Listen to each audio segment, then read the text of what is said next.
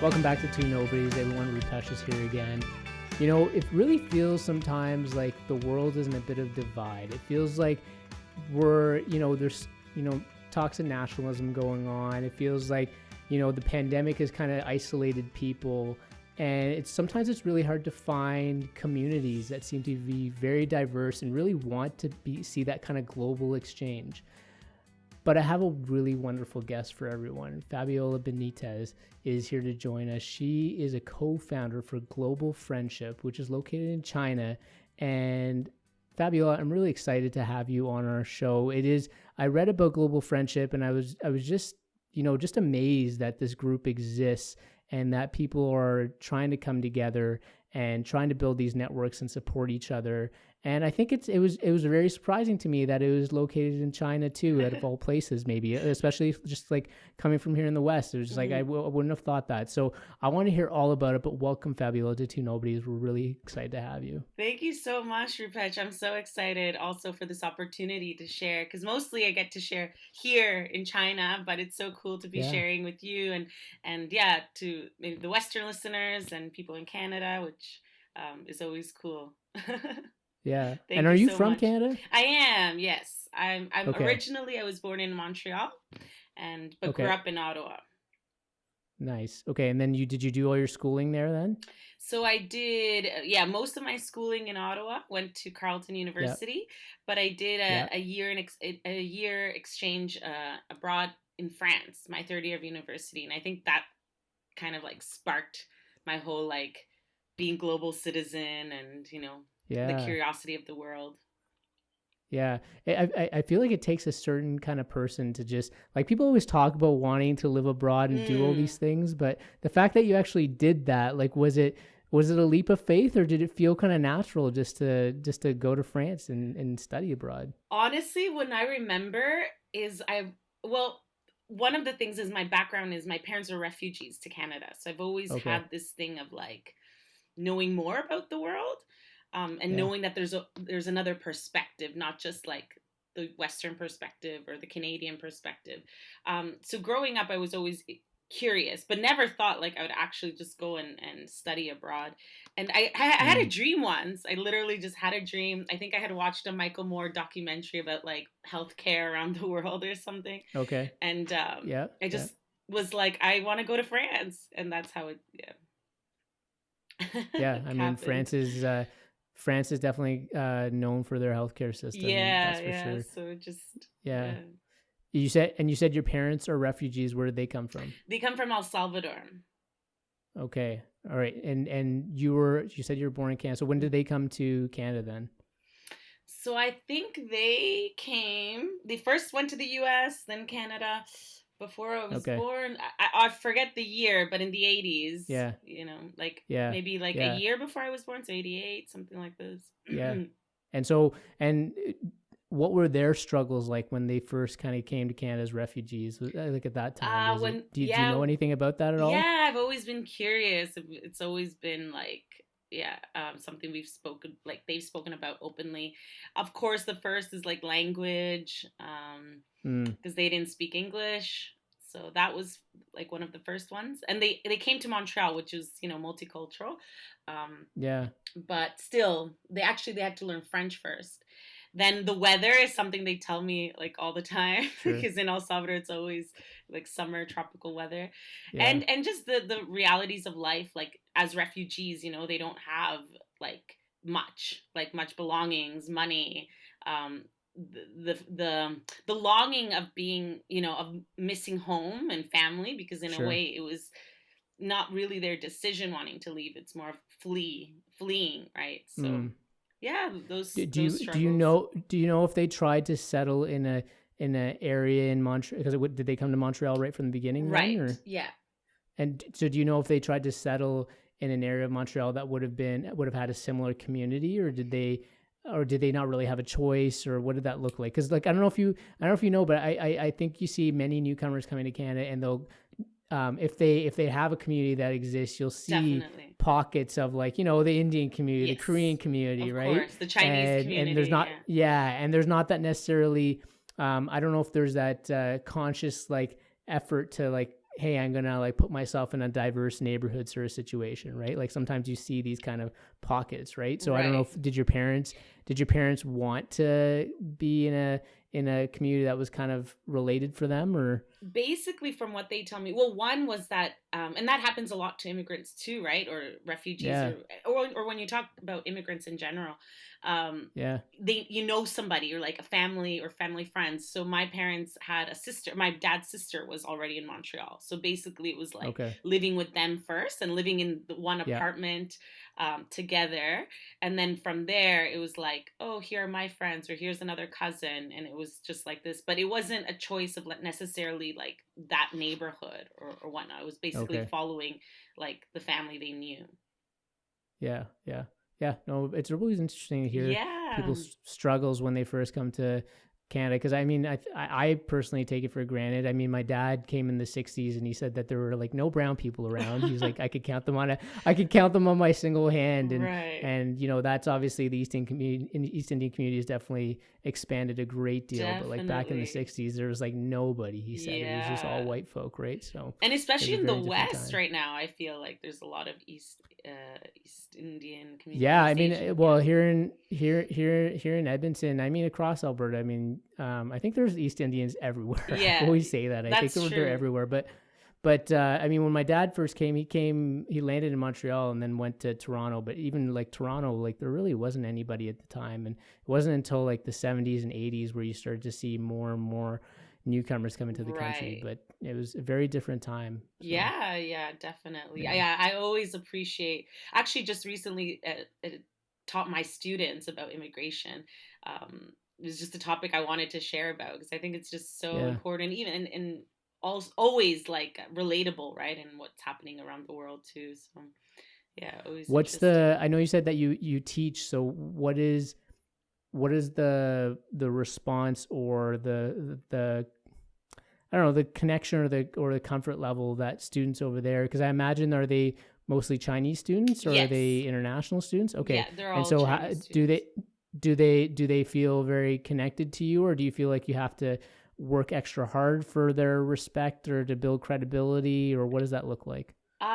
So I've been here 10 years, so I've had different Okay. experiences, different universities or different types of programs have had different students, but currently the ones I have, they're in a medical university, so I'm teaching at a medical university. Okay. Like the students are super respectful, and as soon as like Mm. my first classes, because this was a new semester, right, we started in September, so after each class Yeah. they clap, and I was like not expecting that. So Yeah. I was just like, whoa. So you kind of get the respect right away, but that has been different Yeah. from other experiences or other jobs I've had. So these guys are really yeah, respectful. The thing with you, with the difference, because I was a university student in Canada, and I imagine professors there too. uh, when if they were to, I've never been a professor in Canada, but if they were to Mm. compare, like here the students are like, you ask a question and it's like dead silence. You have to like really Mm. or even kind of force them to be like, okay, now you're answering this question. Whereas I remember in Canada, it's like the professor asks, people are like raising their hands, and there's more of an engagement. So that's quite a difference. And also the topics that we speak, like for example immigration. Like, Yeah. I started speaking about immigration probably in grade 6 or something, from what I remember. Mm. And here they, from what I've seen, probably the first time they've spoken about it in this context. And so when you say, they're either hesitant to put up their hand, what's culturally, like, what's driving that, do you think? I think it's their culture of just being more I don't know, like waiting for like the one who's in authority or the leader to kind of be like, okay, Yeah. now it's your turn. Right. Right. Whereas, yeah, so I think that is what drives it more. And Yeah. then I teach them about critical thinking, so it's not like people say, they have this misconception that, oh, like Chinese, they don't have the critical thinking skills. And they have different, they have it in a different way, I would say. Mm. um like it's very known here to be like Mayo Shaman. That means like don't ask why. Whereas for Oh, us, okay. yeah, this is like a saying they say. Whereas for us, we're like why does this happen? But Mm. um, but I don't like to like I don't know, downplay or just like minimize them of like they can't think or don't have the skills. Oh, It's a different way of education that we've yeah. had, but I do teach them about it, and I'm allowed to teach them about the critical thinking skills because they know it's important too, like the administration and all of that. So yeah, I think And that's part of. what level do you teach, Fabiola? Right now I'm teaching first and second year students. Okay. So I mean, I feel like university students. Yeah, sorry, university Yeah. students. Yeah.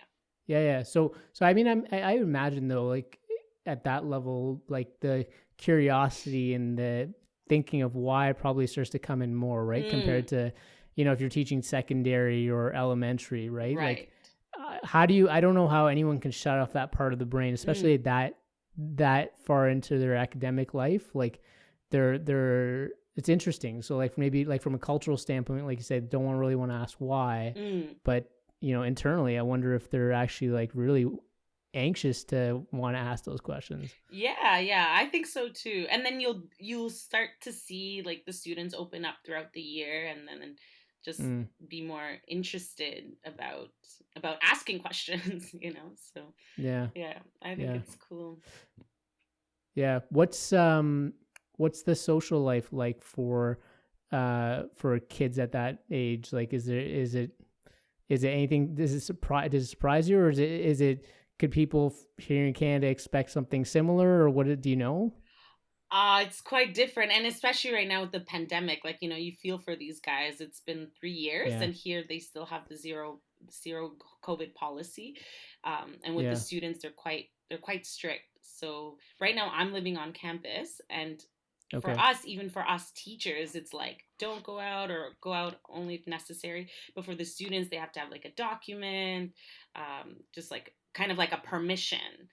Um, mm, so in that sense, definitely more restricted. But I have had the opportunity to teach before COVID started, and you can just there's a difference because for example, first year university in Canada, it's like yeah, like the freshman week, totally, freshers week. yeah. I forget even Frosh week, yeah, frosh week. yeah, The yeah, parties, the living on campus or staying on campus, or all of that. yeah. Whereas here, you don't see that. Even though there is kind of the liberty, like there's shops and stuff, and of age to be drinking or partying or whatnot, but it's just not really in the culture.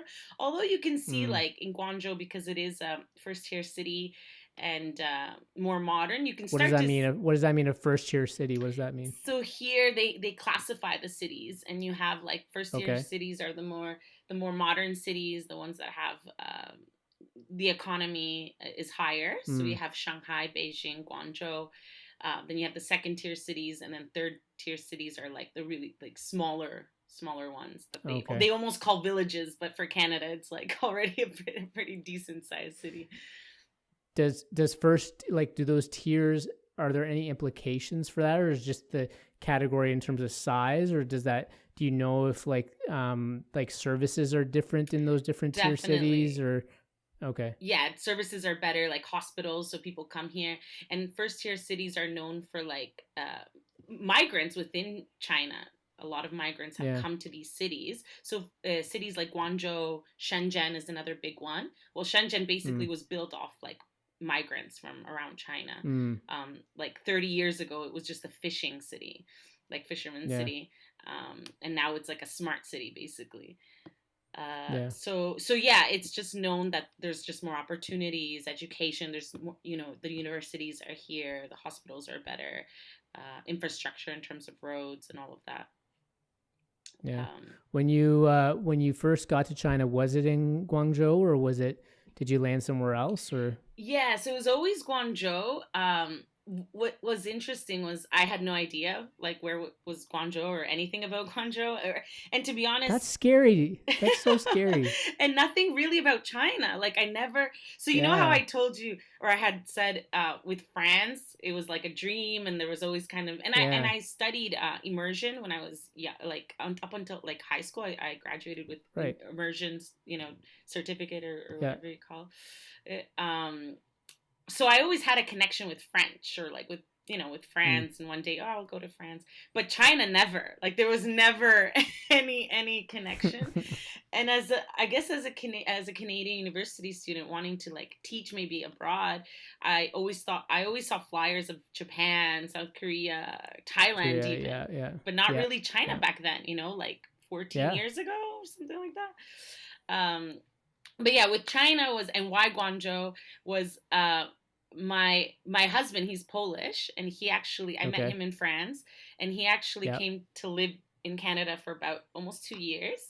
And Okay. working there, he met a Canadian guy who had lived in Guangzhou and had Mm. married a Chinese girl, um, and had brought her to Canada, and then, or was going to, something like this. But anyways, we would meet up, and then we would be like, Mm. yeah, like where to next, and kind of this kind of, being like also like international couple. We were like, Yeah. Canada's not it for now. Like it doesn't have to be Sure. Yeah. it, and we like adventurous spirits. So then he was just like, no, you gotta go to Guangzhou. It's in the south, close to Hong Kong. Mm. Like flights are so cheap there to go and travel to other places, in Asia. And that just kind of, and then salary wise is better than Thailand. So it Okay. was kind of like this, but we really, like when we came here, we didn't know anybody, and he wasn't here, so there was no lead whatsoever. We just like landed in And Guangzhou. and did your husband have a job there yet, or you No, we both had both didn't nothing? have anything. And now we've That's both created pretty, important projects here, I would say, because he's created a travel agency here and has taken people wow. like all over China. Yeah, so And did he have a background in this, or he just like passion as well. Both of us are, it's all driven by passion. Both of us didn't study business or, community organization or anything like that. But we were able to make that happen here. And honestly, because of the opportunities that lay here in Guangzhou or that have laid here in China. That is why this happened. Or, I don't think necessarily I would have been able to create global friendship in Ottawa. okay? I want to hear more about that, but first of all, Hmm. that's just like an inspiring story, right? I mean, I don't know. I think I maybe it's just me, but I imagine there are some people who the thought of just moving to China. I mean, I don't think we all have a really clear window as to what life is like in China from a Canadian perspective, and so just to Mm. like the thought of just jumping there without any sort of, you know, no financial support, no connections, nothing, and just to start something like that's amazing. That's quite inspiring. So, Oh, thank um, you. I want to obviously dive into global friendship. But yeah, just it's incredible. I So you can't said see that you anymore. Is that normal? Did you turn off yeah, your? it'll just yeah, Oh, well, okay. it's recording our feed, so you're Okay, good. cool. Yeah. But when you said that global friendship Hmm. and you probably couldn't have thought to create that in Ottawa, what do you mean compared to like why did you feel like China was the right place for that? So what I mean is that in Canada or Ottawa, where I grew up, there's already like community centers, there's the Mm. festivals, there's already like that multiculturalism. Mm. Um, and you already kind of feel like if you want to go and meet the Asians, you go and find out what's happening in the Asian community, Sure. or the Latinos, or there's the Latin night, or etc. And growing up, in your classroom, or at least for me, I always had people from diverse backgrounds. So you Mm. grow up learning, you have best friends from different parts of the world. So why there was a need here to build global friendship was, so I came in 2012, Yeah. and yes, there were people from around the world. Like Guangzhou is also a trading spot. because Oh, of being okay. so close to Hong Kong. And it's always been, and there's the Is it uh, right off the water at all? yes, yeah, it's by the Pearl Okay. River. So it's Okay. always been, it has the history of being a trade city.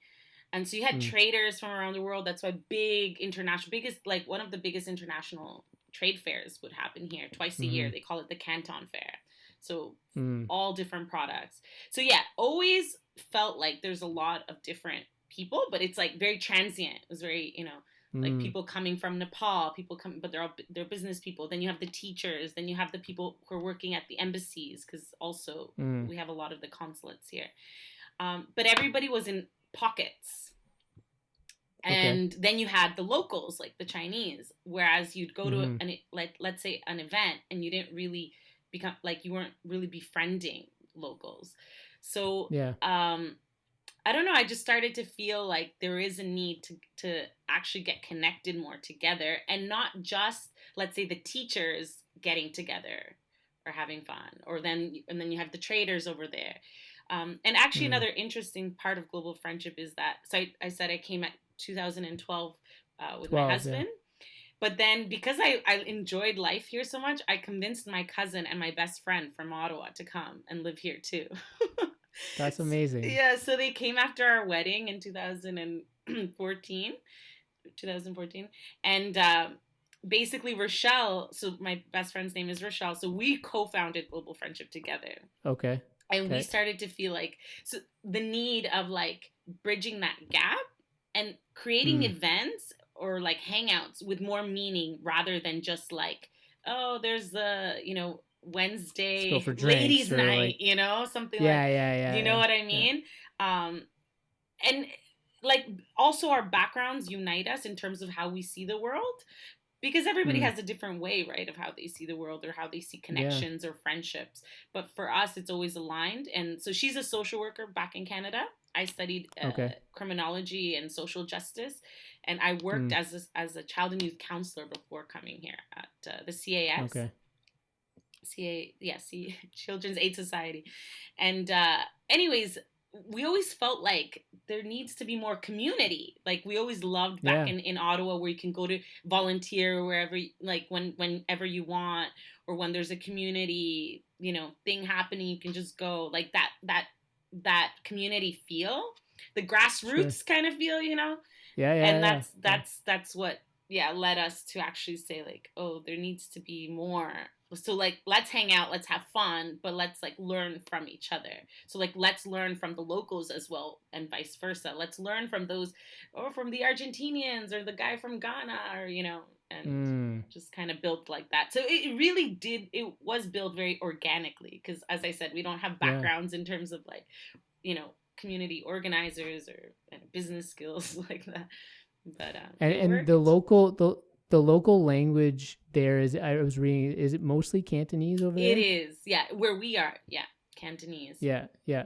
Okay. And Cantonese, is that because I think is that more in southern China? You see more Cantonese? Definitely, yeah. It's Okay. because the area is called Canton.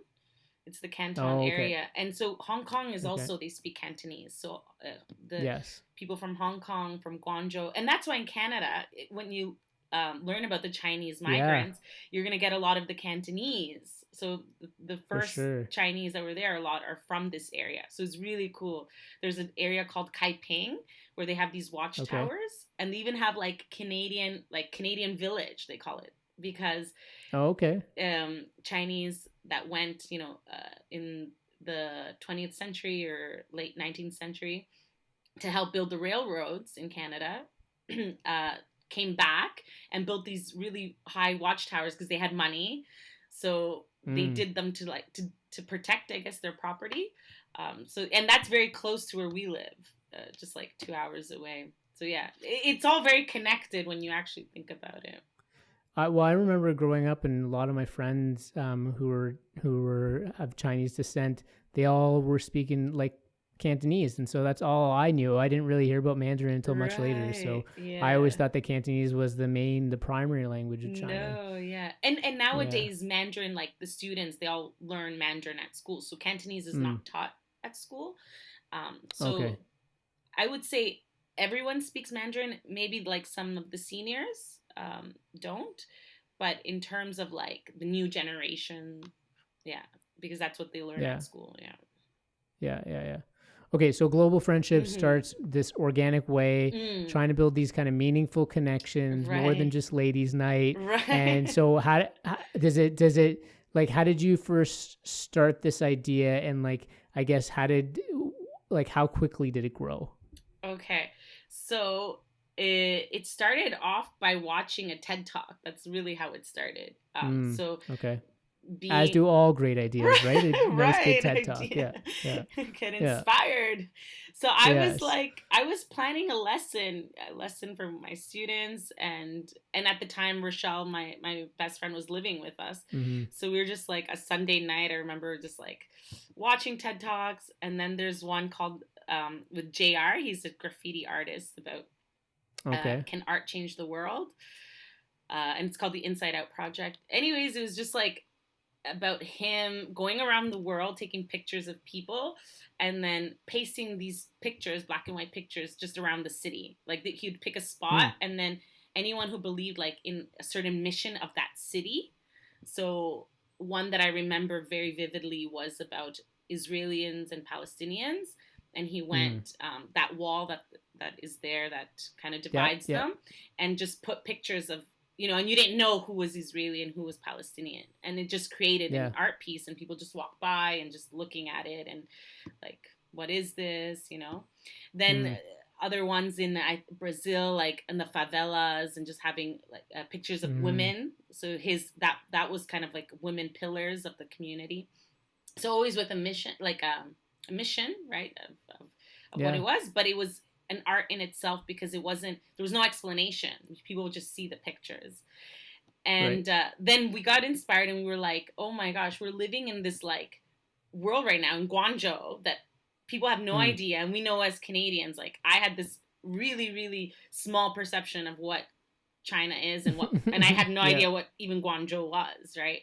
And to know that like literally living around people from around the world, learning each time we meet up something so so cool and fascinating. Because in Canada too, that's the difference. It's like we live in a multicultural society growing up, but it was like for second generation, or you're not necessarily always with like fresh, I don't want to say like, but like people who, I know what you mean.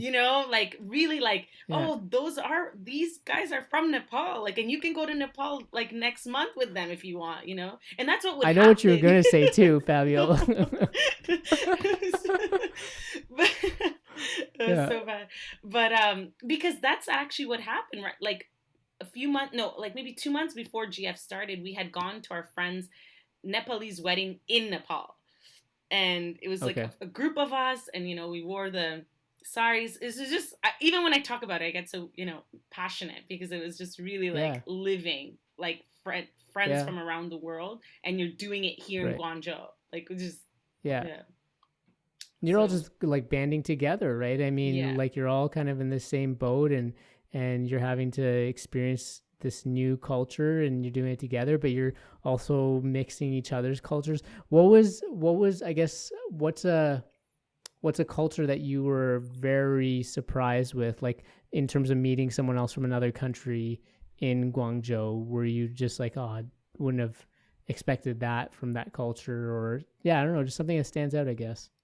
Honestly, the Nepalese community, because I had never met someone from Nepal. I had met many people from India, from Pakistan, from Sri Lanka, but never from Nepal. And just to like learn about their country, their mountains, the Himalayas, and basically our first group of friends here were Nepalese, and they were all like the traders. So it's just like it fascinates me when I think about the beginnings.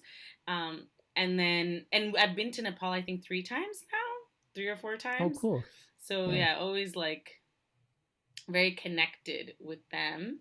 And then I think just learning more about China also has been fascinating. When you come to China, and then if you don't if you just come here, because in Guangzhou, as I said, like it's modern city, so you can go by living in kind of the modern part of town. You don't really need to know the language.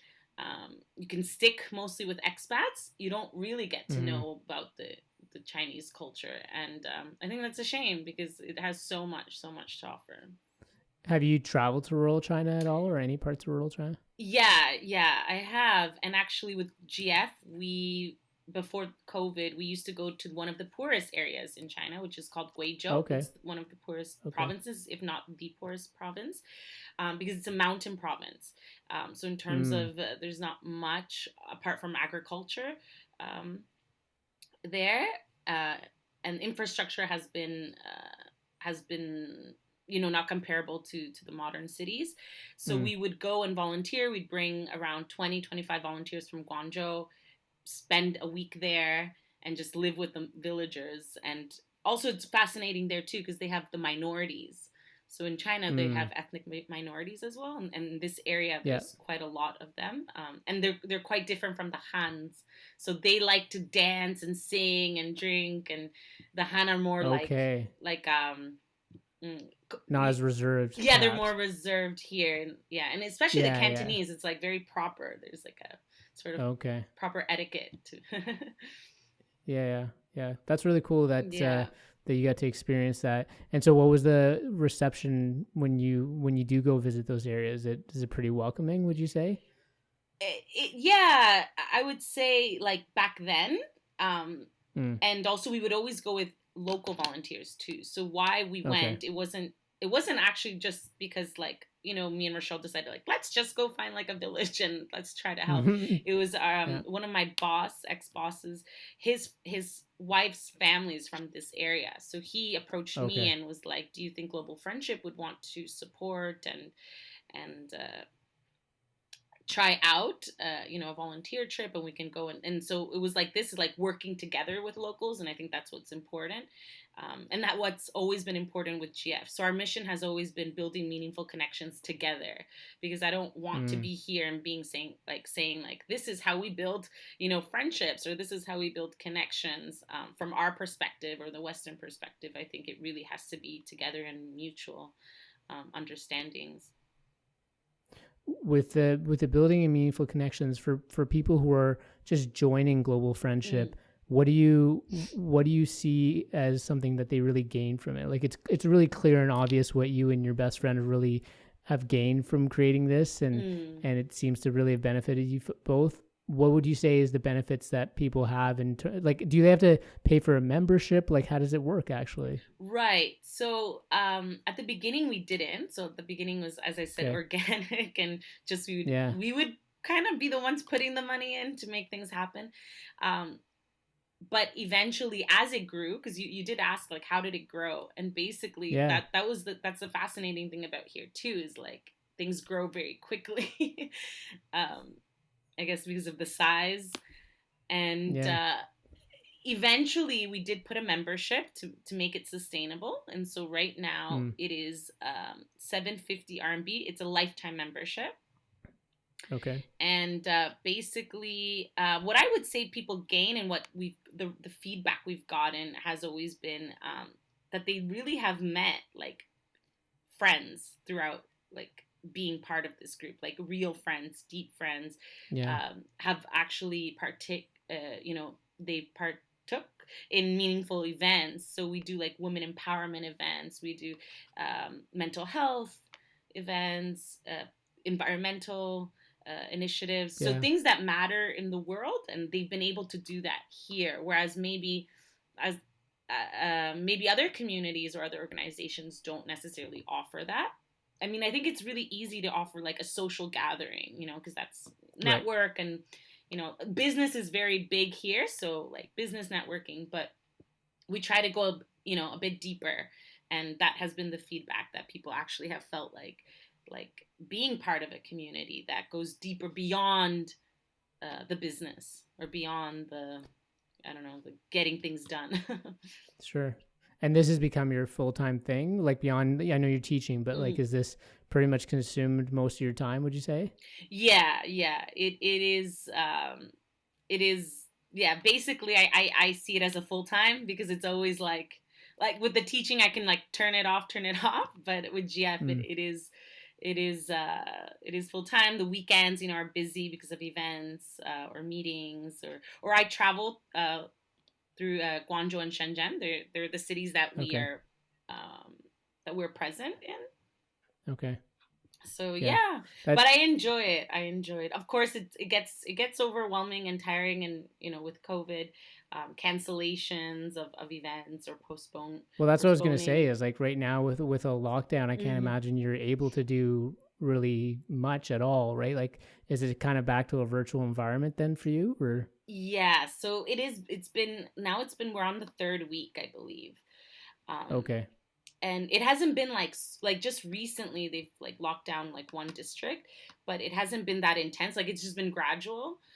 So, but obviously that affects, like, for Halloween weekend we had this really cool Day of the Dead party with the okay, Mexican consulate was supporting us, and we were expecting 150 people, and we were mm, just like so excited, and literally 2 days before the event we just had to pull the plug and be like, no, this is not like, it's not getting better.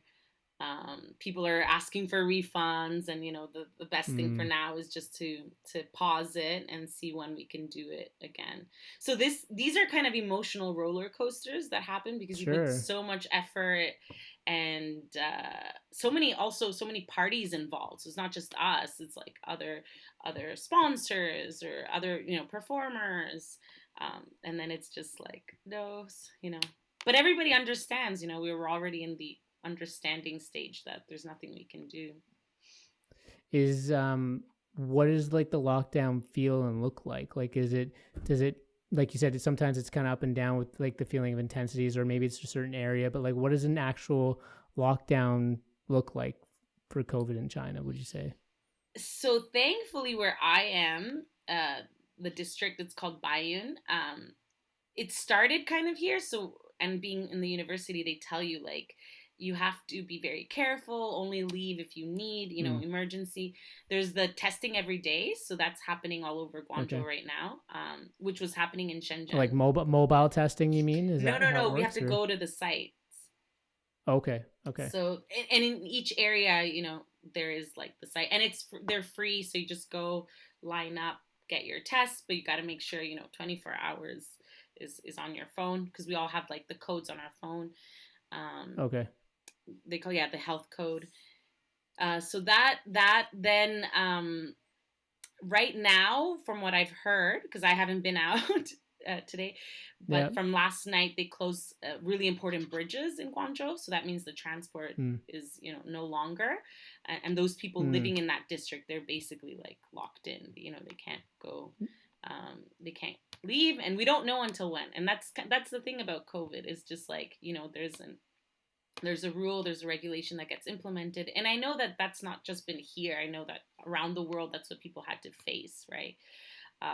And yeah, that's basically, so limited transportation, the always making sure you have your code, because if you don't have that code of the 24 hours, you won't be allowed in, to certain, if oh, you need to okay. go to a grocery store or something like this, depending on which It's kind area it's you're kind in. of yeah, I guess it's kind of like how in different parts of the world, or at least in Canada, we had the vaccine passport, right? At least to show your Mm, proof of vaccination.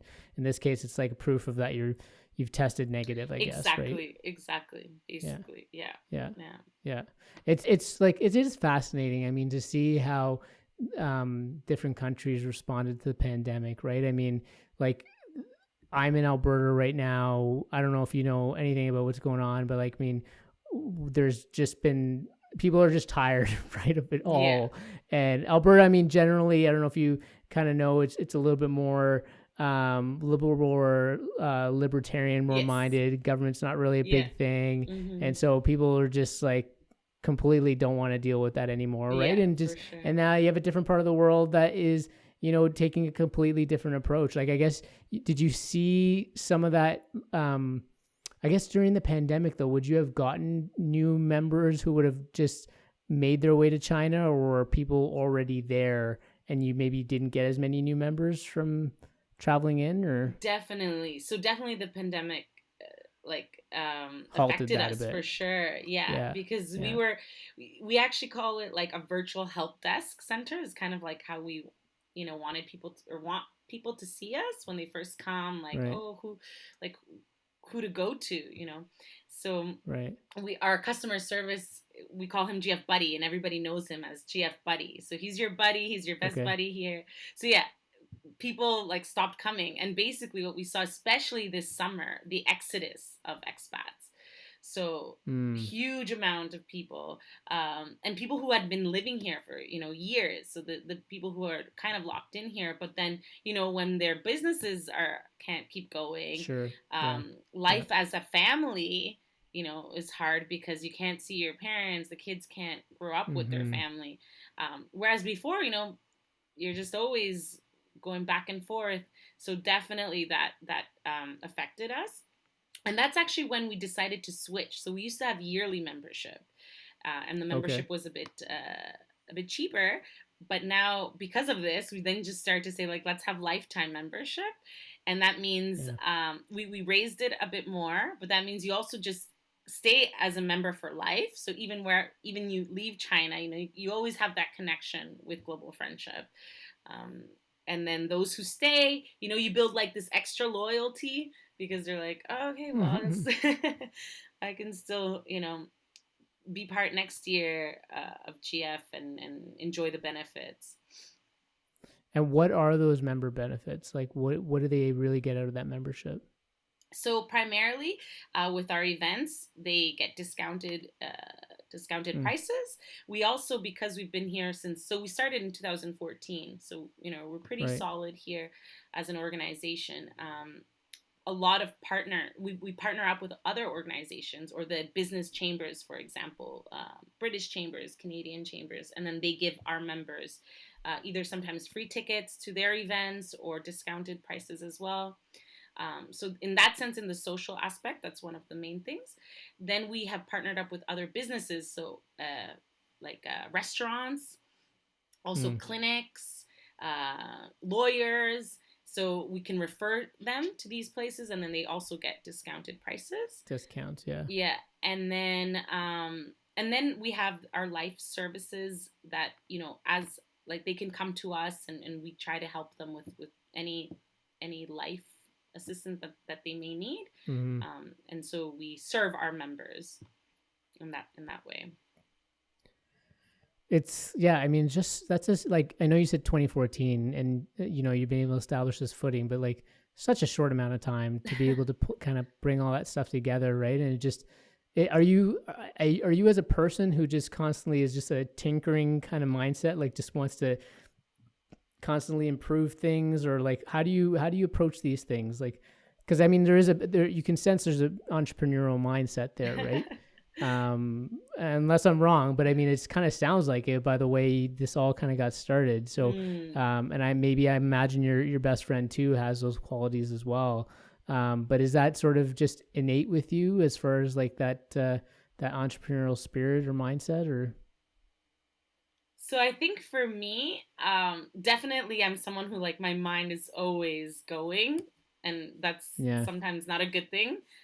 As I've learned, as I get older, I'm just like, can you stop? Like I need, the Sure. meditation and these kind of things to Yeah. really, just stop. Also with Yeah. sleeping and all that, I think these are just issues that come up with someone who's always has their mind going. Uh, but in terms of entrepreneurial skills, I have the creativity. Like that's something which is some very interesting when you talk about creativity, because as a like in my younger years, I never thought I was creative because I've never been good at like art or Mm, the conventional ways of when you think about art, or sorry, yeah. of Yeah. creativity, or Creativity. music. Yeah. Yeah. Yeah, and then as I got older and realizing like creativity can be in so many different ways, and so I know I have a Mm, creative mind in terms of creating like connections or the events that we create, and like adding this element and putting it together and then making it an experience. The yeah. entrepreneurial part in terms of like the business aspect, we're lucky that we got a Chinese partner, so he Oh, okay. became part of our, so Rochelle and I, our team in 2016, 2017. And he kind of made us look at it more as like what you guys have created can go to the next Okay. level. Okay. So with his help and direction, we've been able to put it, make it more sustainable. Yeah. Yeah. Very cool. And Mm. this desire to build connections between people, like, what do you get out of it personally? Like, what's that feeling like of when you see people connecting to each other or you connecting to them? And I say that because, like, I would say for me, like, this is a big driver for me in this podcast is that Right. I enjoy just building those connections. And so I kind of want to know sort of the feelings that you get from just building those kind of human to human connections. Yeah, and I can see that like going through the list of who you've interviewed because it's just a variety of people. Like you don't have one So specific direction. And honestly, I've that's what. So, yeah, go ahead. I was just gonna say, like, I've had so many people like, "What's your podcast about?" I'm like, "It's just my curious mind." Like, really, like, I Yeah. have all these random thoughts. I'm like, I gotta talk to this person, and then it's just fun and I build these connections. So, Yeah. maybe I'm just a weirdo that way. But yeah, go ahead, Well, I'm a, please. I'm a weirdo with you because that's exactly what Uh, people would say to us at the beginning, or even afterwards, just like who's your target, or these kind of yeah. questions of like who are you really trying to, I don't know, What's your connect. niche? Yes, yes, and we Yeah. were Yeah. really like everyone. Like we're a community, Mm, so when you think of right. a community like center in Canada, like I always thought like the city center, the city hall, or when Mm, and you're just like it's like various people and from different backgrounds and different genders and age and all of that, yeah. social economic status different, right? So basically that's why we've always been happy with the name Global Friendship, because we Mm, believe that like by remaining open we've always had more opportunities. So we've seen other for sure. organizations or businesses that maybe wanted to start like international group here, but we've seen them dissolve, especially after COVID, and maybe because they were trying to be so niche. And Mm, it just worked for us. I'm not saying that everybody has to. Like, for some things, you have to be more niche oriented, but for us, it has always worked to remain the umbrella open. And also listen to the community. So after COVID, yeah. we got to see like people are really wanting like more Mm, wellness events or more wellness resources, right? So then we built that more. And whereas before maybe it was less, right? Or there was less need for that.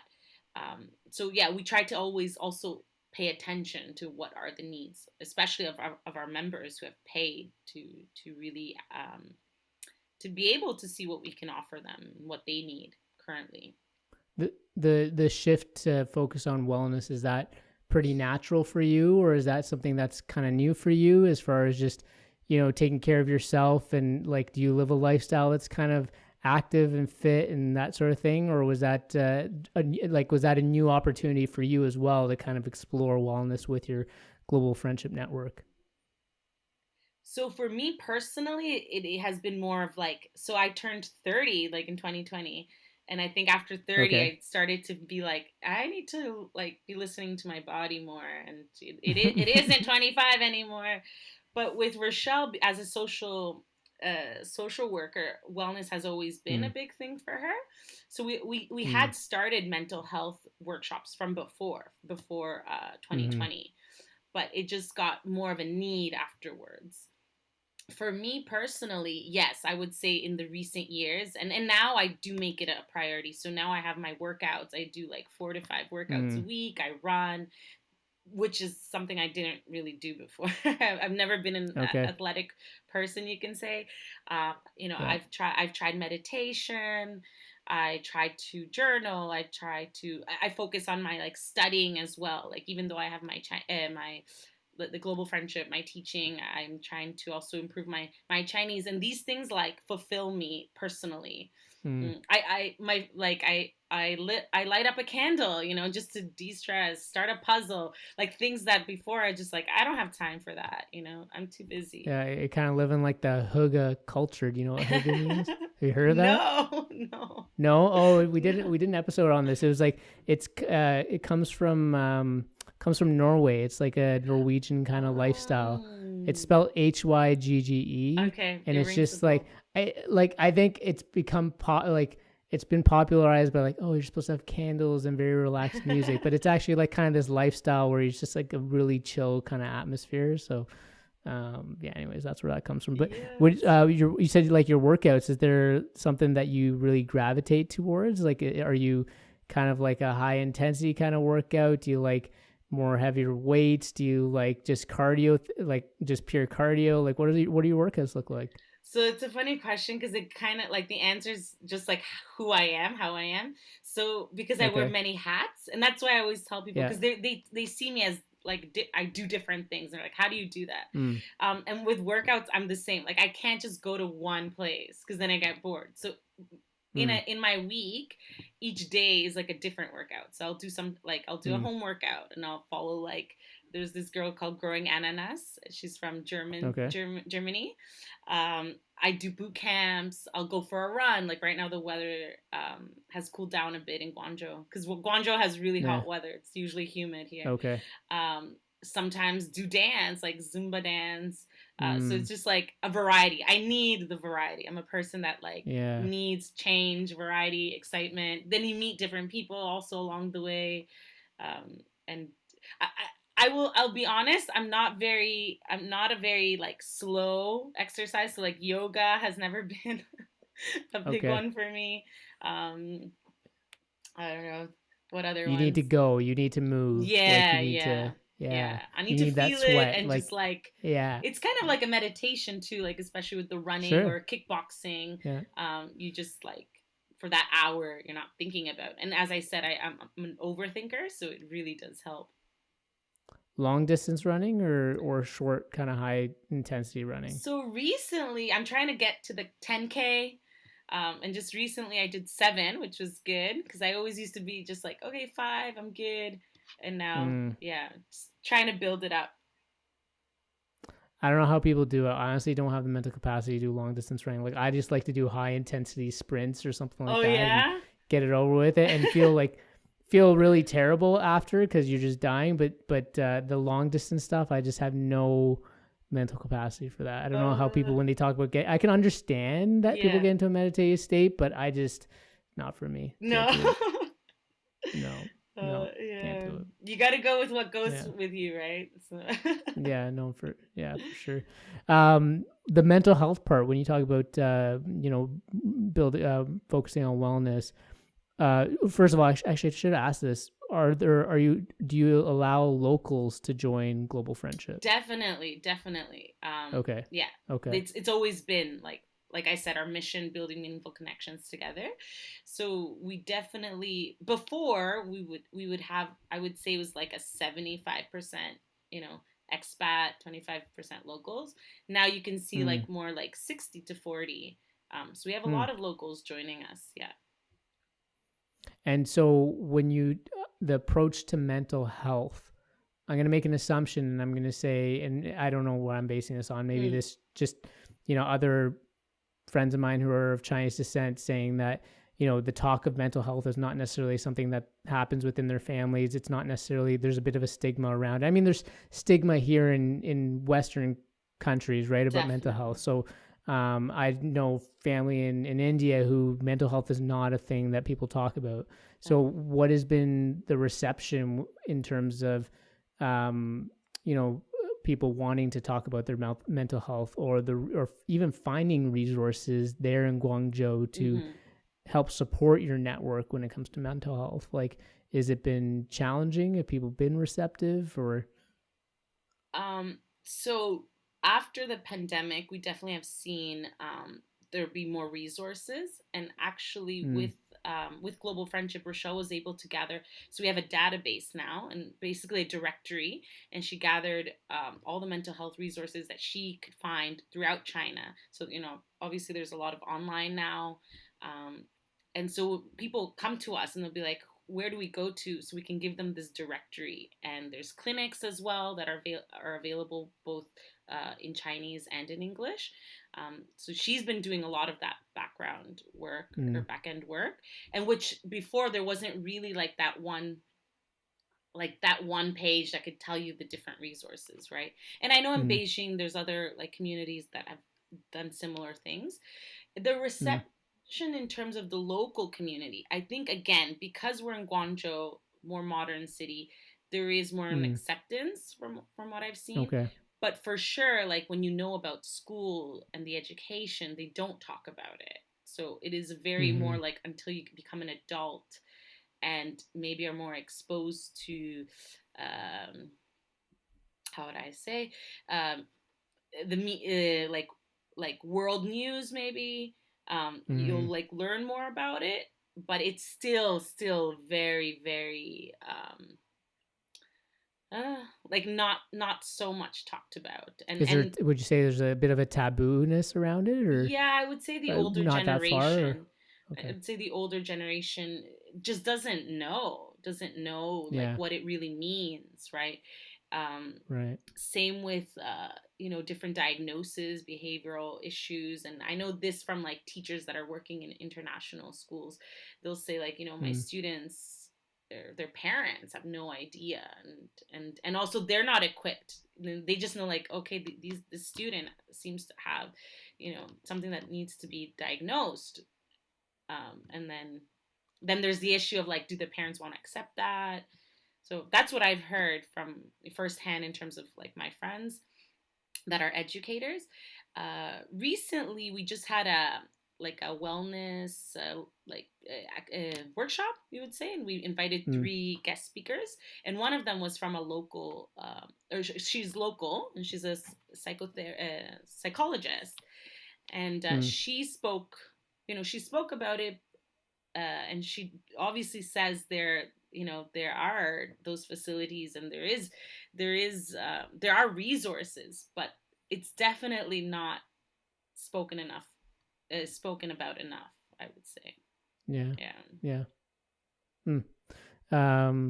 Yeah, that's I mean, I guess some of that isn't surprising, but it is good to hear though that in a modern city like Guangzhou there is some level of acceptance. There are resources there, right. And especially during this time with the pandemic, yes. Right? Like we all have been affected by loneliness in some way. I don't know anybody who probably hasn't, right? We all have probably experienced this to some degree. Like as we humans, need so much mental health. Yeah, we need so much more mental health support right now. Definitely. And so it's good that it's amazing that you guys are providing that. Yeah. When I was thinking about global friendship, I'm just like, okay, her and her friend, they've met all these people from different walks of life. And I wonder if you've noticed, like, what is the thing that you find binds people together? Like, cause I imagine I don't know, or do you find that these people are all kind of like-minded in nature, or are they very different? But I guess, is there something that you find kind of binds? Because you said you're a global citizen, right? And we're seeing more and more people kind of revert to this kind of, identify nationalism, just we're all kind of isolated in our own spaces these days. Maybe things are starting to open up more. But what do you find as, like, again, identify as a global citizen that you see with your friends in this network that binds us all together? Right? Because I think sometimes we lose hope that we maybe are a little bit more different than each other, right? And that we can't solve some of our pressing global challenges, because we all value different things. But there's got to be values and things that you see that are very similar no matter where you're from. Yeah. I definitely do think that there's a lot of connections that can be made from people, like that could be like, let's say, on paper we're so different, right? But then you meet and there's that connection. And I really think it starts with you being vulnerable. So if you are able to be like, okay, let me show like who I am, not just, I'm the community organizer, teacher, But this is Fabiola. I also have my times where I feel low, or that I need to seek help, or this happened to me yesterday, and then you connect, right? And just being more Mm-hmm. real. I think in the time where we have, social media all the time, this and that, like I can't even keep up with these social media apps. Yeah. um, so when we do get to meet as people, and just, even if it is online, right, but actually be more real with each other, then that's, I think, where real connection comes from, or the meaningful connections develop.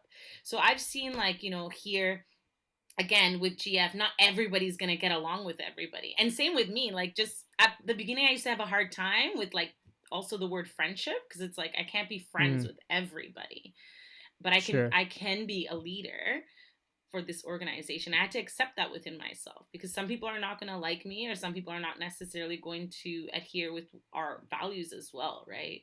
Um, Mm. and I mean, that's a big name to hold, but at the same For time, sure. Yeah. I had to really just focus on, like, what is our mission, and those who Mm. come and enjoy and find something within the organization, that's who, like, that is who I'm working for, or working towards with, or working with.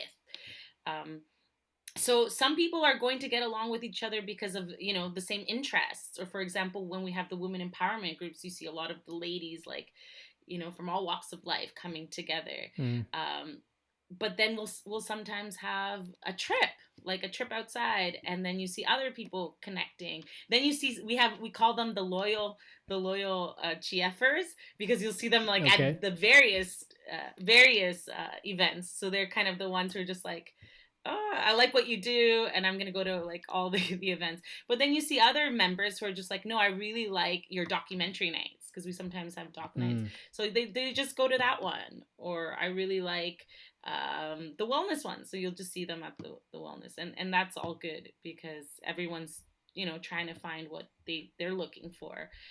But in terms Yeah. of actually building connection, I think one thing I can see that with GF members, or the GF community, is people who really truly want to connect on a deeper level.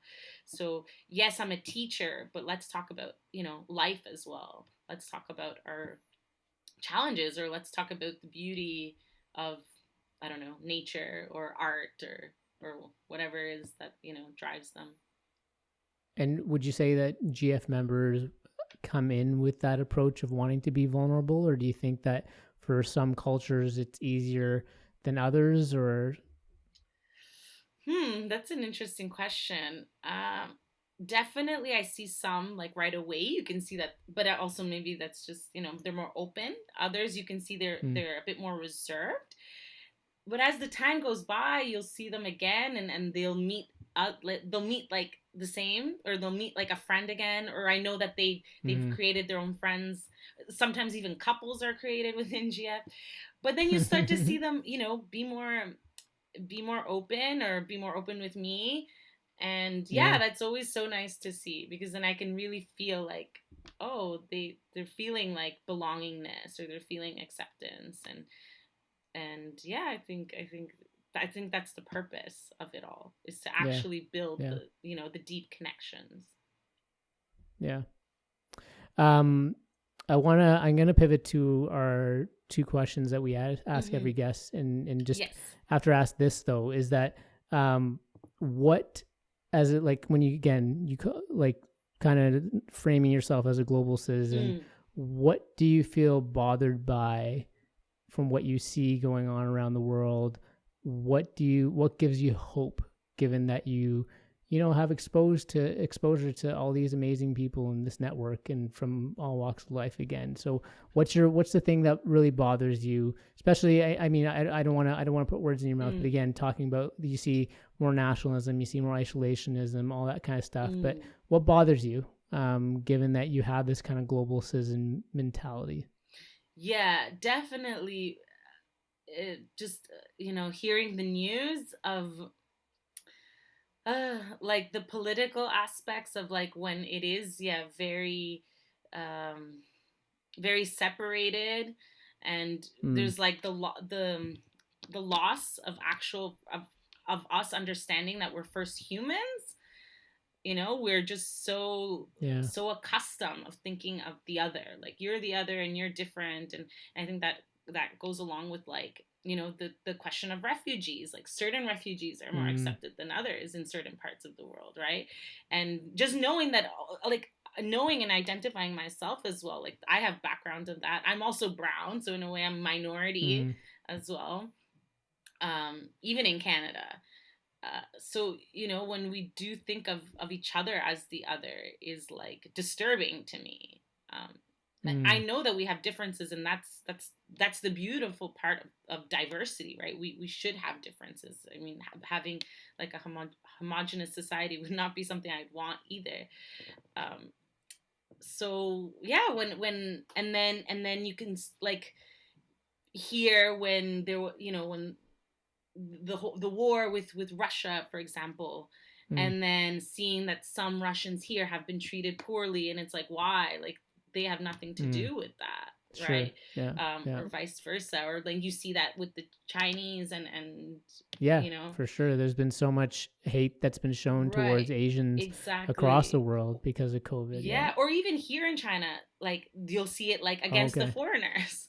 There'll be some businesses will be like, no foreigners, because and there's that lack of I don't know, education or ignorance or whatnot. And I think that happens because there has not been exposure. They haven't actually been exposed to foreign friends, for example, if we're talking about China, or like in the West, if they haven't been friends with Muslims, for example, or people from different ethnic backgrounds. And I think that just comes from ignorance, and so that is bothersome, because I really do believe that we all just want belongingness and acceptance and learning from each other. So I think that's the essence of global friendship, is to actually learn from each other. Oh, so that's a good transition then to what gives you hope. What gives me hope is when I guess like seeing these friendships and connections happen. I love also collectiveness. So I do believe, like, as one individual, you obviously can make a difference. You obviously, first of all, make a difference for yourself. I think it's the most important thing, and therefore you're able to help others. But when you get to like actually help as a like in a group, I really do believe like a greater impact can happen. And in that collectiveness, of course there's going to be differences. Of course there's going to be maybe a different perspective on how you view global warming, for example. But if you're all collectively working together, for a greater good, or for a more positive impact in our world, with more love and kindness, compassion, sharing, realness, then that's what gives me hope. That's amazing. Have you noticed any, I mean, how big is the membership at this point? How many members? Yeah. So currently in China, we have around 500. Wow. And have you... We've had a lot who have left. So I would say it's been maybe another 200 or so that have left within these 2 years, 2-3 years. And would you say those who have left, do you know if any of them just feel more motivated to like participate in, I don't know, it could be politics. It could be something that's sort of just something bigger than themselves, because they would have gotten this kind of, again, really meaningful, rich experience that you're offering. I'm not sure if it was necessarily, or if necessarily GF has contributed, but I know that I've had people ask me that have left, and they're like, is there a global friendship in this part, in Europe or wherever they're living now? And I'm just like, oh, hopefully one day, but not yet. Not yet. But that I have had those questions. And I don't know if like WeChat, we have so we don't use WhatsApp, we use WeChat, right? And so some still stay connected on WeChat, so they'll still like what we do, or on Instagram, and you can see that, or they'll send the messages of like, oh, I always watch what you guys are doing, it's amazing. Or others that maybe didn't appreciate it as much as up until like after leaving, then they're like, oh, like I really miss GF. Because once you're here, and we're always doing things, so we're always offering a lot, that maybe it just becomes normal. People have been here for a while, but then they go and then they say like, oh, where's GF? So yeah, that's always nice, because that means they did get something out of it, right? They did benefit. And that probably feels amazing, I would think. It does. Those messages, honestly, with Rochelle, like when we get those type of messages, that's like when we're like, wow, it's all worth it. Because I'm not gonna lie, it hasn't been easy. And working with people, I think in general, is never easy, because everyone's different, right? And again, because we made it so broad, we have people from all walks of life, and people looking for belonging, right? Sometimes it's not the most, it can get complicated, and also being in China, but yeah, when you get those messages or the feedback after an event, and they tell you that event they really learned something, or they really met some cool people, then it just makes it worth it. So is Guangzhou, China, is that where you feel like you're going to be for some time, or you kind of sound a bit like a global nomad? So, was there another place you want to test out at some point? Or definitely want to test out more. China has, to be honest, I didn't expect we'd stay here this long, but it's been good to us. But I do think soon enough will be time for a new chapter. Probably another part in Asia, trying to look for the beach this time. Go even more chill. Sure, why not? We were thinking of Poland at some point, but because your husband, you said, is from there, right? Things haven't been the greatest in Europe and Poland, when the inflation, all of that. Canada is always a choice, but then I'm like, Canada is nice maybe for when I'm a little bit older. Right now, I still got just retire in Victoria or something like that. Right. Nice in the summertime. Yeah, not gonna lie. But I don't know if I'm ready for the Canadian life. God, I don't know. Well, I'll tell you right now. This morning it felt like minus 26 in Edmonton. No. And yes. No.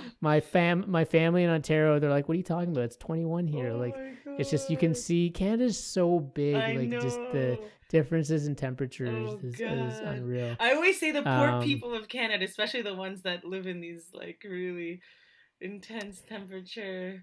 Well, the thing is, like, people always ask us, I mean, especially again, because we have family in Ontario, they're like, oh, the winters there must be terrible. It's not, it's the length of the winter that we have to deal with. Like, so what is it? And beginning of November, the snow is not going away until like April. It's the length. Otherwise, it can get to minus 40, but it's a very dry cold. So as long as you dress up, you're fine. Like, it doesn't have that damp humidity that you would have experienced in Montreal or in Toronto or Ottawa. Right. Ottawa's winters are brutal. I actually find Ottawa's really, really bad. Yeah, Ottawa's bad. And at least Montreal, they have is it the underground? It's kind of like underground city, especially downtown, right? So you kind of, I mean, if you're around there, you can hide a bit hide away. But in Ottawa, no, and Ottawa's pretty spaced out. That's the thing with Ottawa too. Like a lot of people are living in the suburbs. Gosh, no. Go somewhere warm. Just don't. You don't have to come back. Although I imagine your family probably misses you, though. Hey. Yeah, they do. And so most of my family is still in El Salvador. Okay. Yeah, my immediate family, like my parents and my brothers, are in Ottawa. They're actually going to be heading to El Salvador my mom's going, I think, for 4 months this time in 2023. Oh, nice. And I just I wish I could go with them. But right now with the COVID, and here it's still like hard to get in. So if you leave, you're kind of like, you don't know if you're coming back. You're stuck. Yeah. So yeah. So that's why I'm like, okay, if I do leave China, I'm looking for somewhere warm. Yeah. Fair. Are you okay if we pivot to the final two questions that I ask every guest? For sure. Okay, so our 5 for dinner question: dead or alive, who are 5 people you'd want to have supper with, and I guess, would you have them individually or would you have them together? individually, yeah. Okay. The five All that right. I'm thinking of. Okay. So I first thought of Oprah Winfrey. Okay. She has always been like an inspiration to me, and like growing up, I remember just like coming after school at like 4 o'clock. 4 o'clock. 4 o'clock. The Oprah Winfrey Show. I know. I get Like it. I would I'll be never. one of those. I'll be one of those dudes that admits I watched a little bit of Nice. Oprah for sure. Yeah, Yeah. yeah. And again, always various topics, right? Sometimes Yeah. it was light, sometimes super dark, sometimes funny. Yeah. So yeah, I Yeah. feel like she shaped me, and also that's one thing that I think about when growing up, because at the end of the day, I wasn't African Canadian, but I was a minority. I was at some point in my life or growing up, I was called the brown girl. Mm. And I never had necessarily like, I don't remember like a brown teacher or like Latina teacher. Mm. And so Oprah always like that figure of like this powerful black woman, like always Yeah. fascinated me, and throughout the Yeah. years, it just like respect. For sure, and her Yeah. ability to connect with people is unprecedented for sure. Yeah. So Yeah. Oprah, Cool. Okay. for sure. Noam Chomsky. Okay. Tell me more. I Yeah. don't know who that is. Noam Chomsky, linguist. I'm sorry. Yeah, No. but I'm fascinated though. Please tell me. Okay, so Noam Chomsky, linguist and lecturer. Okay. And I guess I got influenced by him through my dad. He writes a lot about Latin America and about world politics and the Latin perspective as well. He's American. But he one of the books I read, he basically used El Salvador as a case study of like what happens in wars and transgressional wars, and how, for example, the war in El Salvador was supposed to be a civil war. That's like what my parents thought, as being university students. And when they flew from the country, then they found out, oh wait, there was backing from the U.S. There was military training. There was money involved, and that happens all around the world, right?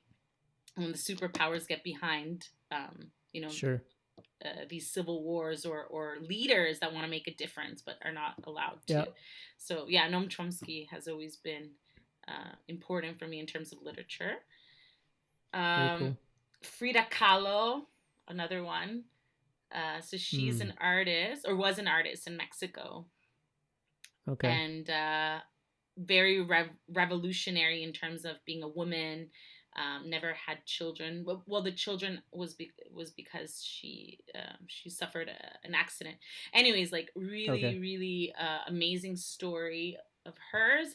And I always knew about her because she's used in like sometimes like pop icon. But I think people don't really understand who she was or what she stood for until I went to Mexico. That's when I really found out. Like, I went to visit her house. It's now turned into a museum. Fascinating story. And as a woman and as a Latina, I think would be amazing just to hear her. And back then, like, she was like this liberal, like drinking. She would be like not this conventional, Latina woman staying at home. She'd go to Europe and show her art, and fascinating. Bob Marley, I don't know, just always loved reggae. love the beats, love the island sounds, and also his lyrics also mean something, and he had a story to tell about society and about the rights for his people.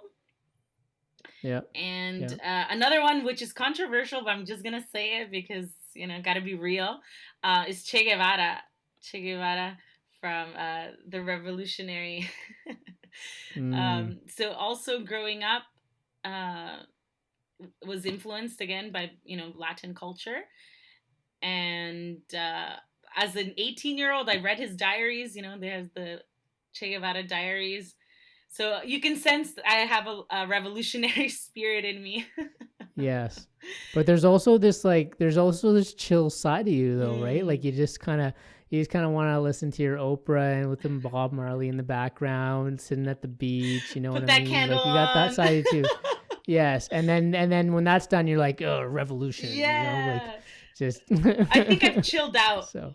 Like throughout the years, I was super like as 18, early 20s, I was just like, yeah, I'm gonna change the world. Yeah. And then like realizing, there's still ways I can change the world, in my own way, but in a more chilled out way, in a more rational way.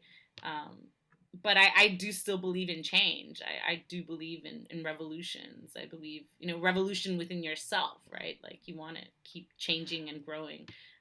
So yeah. I like how you think that moving to Guangzhou and just starting something, knowing nobody, and creating this global network of people with trying to create meaningful connections is like a rational thing. Like I think that is something that is like, again, not many people would do. Like it takes a lot of courage. Like it's amazing what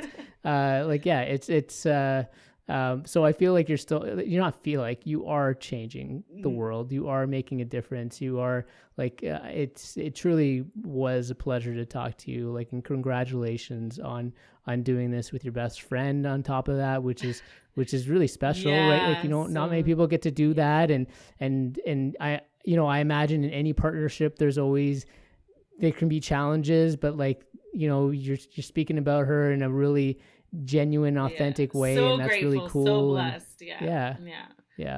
Amazing. So, thank you so much. For allowing me to welcome. share. As you can see, I love sharing. So, I love it. Yeah, I love this conversation. This conversation was easy. It really was a pleasure to talk to you. We're gonna put all of your information in our show notes so that people can connect with you or connect with Global Friendship at least and find out more about it. And yeah, just thank you so much for your time. And it was really a pleasure to get to meet you and to get to know you a little bit better. Yeah, thank you so much. It also felt so natural to talk to you. So I hope one day we get to actually meet, because I'd love to hear more about you. You mean you're going to come to Edmonton? Is that what's happening? In the summer, yo. Okay. I heard it's beautiful. Fair enough. It is beautiful, for sure. Please, if you ever do, please hit me up. I'd be happy to meet you. Yeah, it would be amazing. Because I know, I can tell you also have lots of deepness in you and lots to share. Thank you. To the world. So yeah, it would be amazing. I appreciate that. Do you mind if I take a picture? Can I take like a screenshot? No, go for it. Yeah. Cool. Yeah, take a screenshot. Yeah, right. No, that's yeah. I'm gonna share it. Okay. That's awesome. Okay, ready? 1, 2, 3. Yeah. All right, I'll take another one just in case. Perfect. All right. 1, 2, 3. Oh, sorry.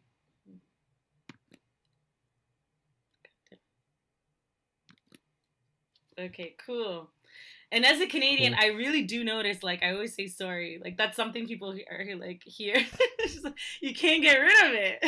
No matter how long I've been here. It's just like, sorry. Oh, oops, I sneezed. Yeah. Sorry.